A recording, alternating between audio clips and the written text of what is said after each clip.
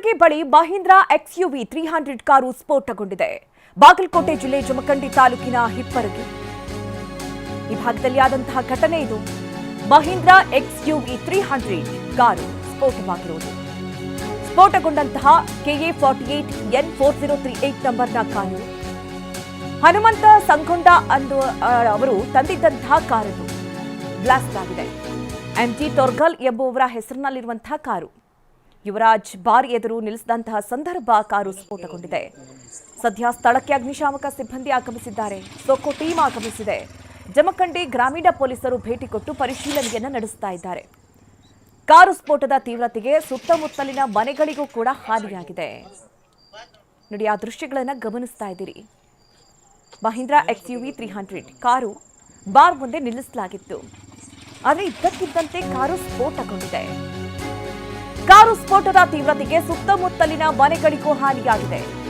Blast ವೇಳೆ ಪೂಜಾರಿ ಎಂಬ ಹುಡುಗ ಸ್ವಲ್ಪ ದೂರದಲ್ಲೇ ಇದ್ದ. ಆ ಹುಡುಗನೇ ಹೀಗೆ ಮಾಡಿರಬಹುದು ಅಂತ ಅನುಮಾನ ಕೂಡ ವ್ಯಕ್ತವಾಗ್ತಾ ಇದೆ. ಆದ್ರೆ ಆತ ನಮಗೆ ಗಾಯವಾಗಿದೆ ಅಂತ ತೋರಿಸಿದ್ದಾರೆ. ಜಮಖಂಡಿ ಆಸ್ಪತ್ರೆಯಲ್ಲಿ ಆ ಹುಡುಗ ಸದ್ಯ ಚಿಕಿತ್ಸೆಯನ್ನ ಪಡಿತಾ ಇದ್ದಾರೆ. ಕಾರು ನಿಲ್ಲಿಸಿದಂತಹ ವೈನ್ ಶಾಪ್ ಮ್ಯಾನೇಜರ್ ಹನುಮಂತ ಈ ಬಗ್ಗೆ ಹೇಳಿಕೆಯನ್ನ ಕೊಟ್ಟಿದ್ದಾರೆ. ನೋಡಿ, ಆ ಸ್ಫೋಟಗೊಂಡಂತಹ ಕಾರಿನ CCTV ದೃಶ್ಯಗಳನ್ನು ಕೂಡ ಗಮನಿಸ್ತಾ ಇದ್ದೀವಿ. ಆ ಸ್ಫೋಟಗೊಂಡಂತಹ ಸಂದರ್ಭದಲ್ಲಿ ಅಲ್ಲೇ ತೀರದಲ್ಲಿ ಒಬ್ಬ ಹುಡುಗ ಕೂಡ ಇದ್ದ. ಆತನ ಹೆಸರು ಪೂಜಾರಿ ಅಂತ. ಆತನೇ ಏನಾದರೂ ಮಾಡಿರಬಹುದಾ ಈ ರೀತಿ ಅಂತ ಹೇಳಿ ಆತನನ್ನ ವಿಚಾರಿಸಲಾಯಿತು. ಆದರೆ ಆತ ನನಗೂ ಕೂಡ ಗಾಯವಾಗಿದೆ ಅಂತ ತೋರಿಸಿದ್ದಾನೆ. ನಂತರ ಆತನನ್ನ ಈಗ ಆಸ್ಪತ್ರೆಗೆ ದಾಖಲು ಮಾಡಲಾಗಿದೆ. ಆತ ಚಿಕಿತ್ಸೆಯನ್ನು ಪಡೆದುಕೊಳ್ತಾ ಇದ್ದಾನೆ. ವೈನ್ ಶಾಪ್ ಮ್ಯಾನೇಜರ್ ಹನುಮಂತ್ ಈ ಬಗ್ಗೆ ಮಾಹಿತಿಯನ್ನು ಕೊಟ್ಟಿದ್ದಾರೆ.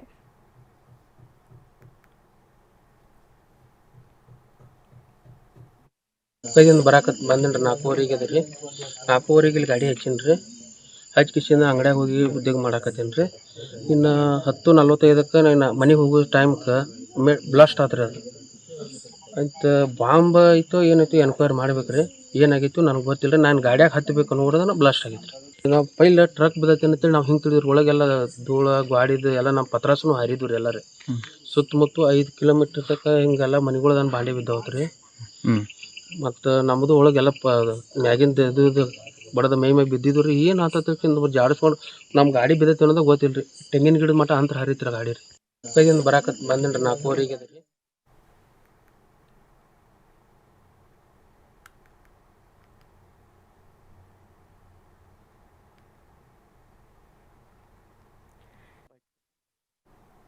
ಈ ಬಗ್ಗೆ ಹೆಚ್ಚಿನ ಡೀಟೇಲ್ಸ್ ಅನ್ನ ನೀಡ್ತಾರೆ ನಮ್ಮ ಪ್ರತಿನಿಧಿ ರವಿಮುಖಿ. ಗಮನಿಸ್ತಾ ಇದ್ವಿ, ಒಂದ್ ಕಡೆ SP ಅವರು ಕೂಡ ಹೇಳ್ತಾ ಇದ್ರು ಏನೋ ಇಂಜಿನ್ ಪ್ರಾಬ್ಲಮ್ ಆಗಿರಬಹುದು, ಆ ಬಗ್ಗೆ ತನಿಖೆ ಆಗ್ತಾ ಇದೆ ಅಂತ. ಇನ್ನೊಂದ್ ಕಡೆ ಕಾರ್ ಮಾಲೀಕರು ಕೂಡ ಒಂದಷ್ಟು ಅನುಮಾನವನ್ನ ವ್ಯಕ್ತಪಡಿಸ್ತಾ ಇದ್ರು. ಸದ್ಯ ತನಿಖೆ ಯಾವ ಹಂತದಲ್ಲಿದೆ, ಏನಾದ್ರೂ ಗೊತ್ತಾಗಿದೆಯಾ ರವಿ? ಹೌದು ಮಧು ನಾಗರಾಜ್, ಪ್ರಮುಖವಾಗಿ ಈಗ ಸದ್ಯದ ಮಟ್ಟಿಗೆ ಪ್ರಾಥಮಿಕ ಮಾಹಿತಿ ಅದು ಏನೇ ಇದ್ರೂ ಕೂಡ ಆದ್ರೆ ಕಾರಿನ ಒಂದು ಸ್ಫೋಟ ಆದಂತ ವಿಚಾರ ಏನಿದೆ ತುಂಬಾನೇ ಬೆಚ್ಚಿ ಬೀಳಿಸುವಂತಹ ಒಂದು ಘಟನೆ ಆಗಿರುವಂತದ್ದು. ಅಂದ್ರೆ ಬಾಗಲಕೋಟೆ ಜಿಲ್ಲೆ ಜಮಖಂಡಿ ತಾಲೂಕಿನ ಹಿಪ್ಪರಗಿ ಗ್ರಾಮ ಇದೆ. ಆ ಗ್ರಾಮದ ಬಳಿ ಇರುವಂತಹ ಯುವರಾಜ್ ವೈನ್ ಶಾಪ್ ಅಂತ ಏನಿದೆ, ಆ ಒಂದು ವೈನ್ ಶಾಪ್ನ ಎದುರುಗಡೆನೆ ಈ ಘಟನೆ ನಡೆದಿರುವಂತದ್ದು.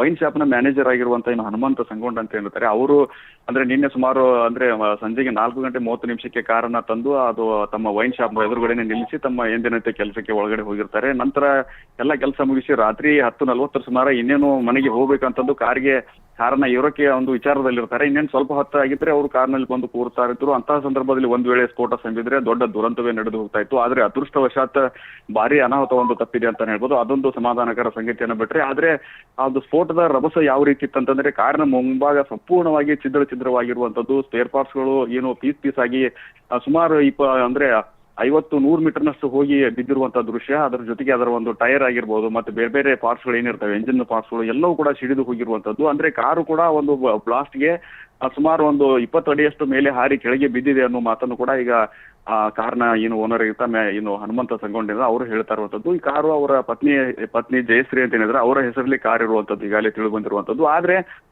ಇಲ್ಲಿ ಗಮನಿಸಬೇಕಾದಂತ ಒಂದು ಅಂಶ ಅಂತಂದ್ರೆ ಈ ಒಂದು ಕಾರಿನ ಬ್ಲಾಸ್ಟ್ ನ ತೀವ್ರತೆಯನ್ನ ಗಮನಿಸಿದ್ರೆ ತುಂಬಾನೇ ಒಂದು ದೊಡ್ಡ ಸ್ಫೋಟ ಆಗಿದೆ ಅನ್ನೋದ್ರ ಒಂದು ವಿಚಾರಕ್ಕೆ ಸಂಬಂಧಪಟ್ಟಂತ ಹೇಳೋದಾದ್ರೆ ಅದು ಸ್ವತಃ ಹನುಮಂತ್ ಸಂಗೊಂಡ ಗಾಡಿಯಲ್ಲಿ ಯಾವುದೇ ರೀತಿಯಂತ ಡ್ಯಾಮೇಜ್ ಇರಲಿಲ್ಲ ಮತ್ತು ಗಾಡಿ ಕರೆಕ್ಟ್ ಆಗಿತ್ತು ಮತ್ತು ಎಲ್ಲ ಒಳ್ಳೆ ಕಂಡೀಷನ್ ಇತ್ತು. ಇಂಥ ಸಂದರ್ಭದಲ್ಲಿ ಅದರಿಂದ ಏನು ಆಗಿರೋಕೆ ಸಾಧ್ಯ ಇಲ್ಲ. ಇದೇನಾದ್ರೂ ಬಾಂಬ್ಲಿಂದ ಈ ತರ ಏನಾದ್ರು ಆಗಿದೆಯಾ ಅನ್ನೋ ಒಂದು ಅನುಮಾನವನ್ನು ಅವರು ವ್ಯಕ್ತಪಡಿಸಿದ್ದಾರೆ. ಅದರ ಜೊತೆಗೆ SP ಅವರು ಈಗಾಗಲೇ ಸ್ಥಳಕ್ಕೆ ಏನು ನಿನ್ನೆ ರಾತ್ರಿನೇ 3 ಗಂಟೆಗೆ ಹೋಗಿದ್ರು ಮತ್ತು ಸ್ಥಳಕ್ಕೆ ಆ ಸೋಕೋ ಟೀಮ್ ಆಗಿರ್ಬೋದು, ಅದ್ರ ಜೊತೆಗೆ ಏನು ಜಮಖಂಡಿಯ ಗ್ರಾಮೀಣ ಪೊಲೀಸರು ಅವರು ಹೋಗಿದ್ದಾರೆ. ಅದ್ರ ಜೊತೆಗೆ ಏನು ಬಾಂಬ್ ಡಿಟೆಕ್ಷನ್ ಟೀಮ್ ಇದೆ ಅದು ಕೂಡ ಸ್ಥಳದಲ್ಲಿ ಬೀಡು ಬಿಟ್ಟಿದ್ದು ಎಲ್ಲರ ಹಂತದಲ್ಲೂ ಕೂಡ ಎಲ್ಲ ಆಯಾಮದಲ್ಲೂ ಕೂಡ ತನಿಖೆ ನಡೆಸ್ತಾ ಇದೆ. ಅಂದ್ರೆ ಬ್ಲಾಸ್ಟ್ಗೆ ಎಕ್ಸಾಕ್ಟ್ ಕಾರಣ ಏನಾಗಿರ್ಬೋದು ಅನ್ನೋ ಒಂದು ವಿಚಾರಕ್ಕೆ ಸಂಬಂಧಪಟ್ಟಂತೆ ಸದ್ಯದ ಮಟ್ಟಿಗೆ ಎಸ್ ಪಿ ಅವರ ಒಂದು ತಿಳಿಸಿರೋ ಮಾಹಿತಿ ಪ್ರಕಾರ ಯಾವುದೇ ರೀತಿ ಬಾಂಬ್ನಿಂದ ಸ್ಫೋಟ ಆಗಿದೆ ಅನ್ನೋ ಒಂದು ವಿಚಾರಕ್ಕೆ ಯಾವುದೇ ಸಾಕ್ಷಿಗಳು ಸಿಗ್ತಾ ಇಲ್ಲ. ಎಲ್ಲೋ ಒಂದು ಕಡೆ ಬ್ಯಾಟ್ರಿ ಒಂದು ಡ್ಯಾಮೇಜ್ ಆಗಿರ್ಬೋದು, ಒಂದು ಎಂಜಿನ್ ನ ಒಂದು ವಿಚಾರದಲ್ಲಿ ಅಲ್ಲೊಂದು ಏನಾದರೂ ದೋಷ ಕಂಡು ಈ ರೀತಿ ಬ್ಲಾಸ್ಟ್ ಆಗಿರಬಹುದು ಅನ್ನೋ ಒಂದು ಸಂಶಯನ ವ್ಯಕ್ತಪಡಿಸಿದ್ರೆ, ಆದ್ರೆ ಬಾಂಬ್ನ ಒಂದು ಬ್ಲಾಸ್ಟ್ ಬಗ್ಗೆ ಯಾವುದೇ ಸುಳಿವು ಸಿಕ್ಕಿಲ್ಲ ಅನ್ನೋ ಮಾಹಿತಿಯನ್ನು ಹೇಳ್ತಾ ಇದ್ದಾರೆ. ಪರಿಪೂರ್ಣವಾಗಿ ತನಿಖೆ ಆದ ನಂತರ ಹೊರಬೀಳಲಿದೆ. ಮತ್ತು ಇದು ಅದರ ಒಂದು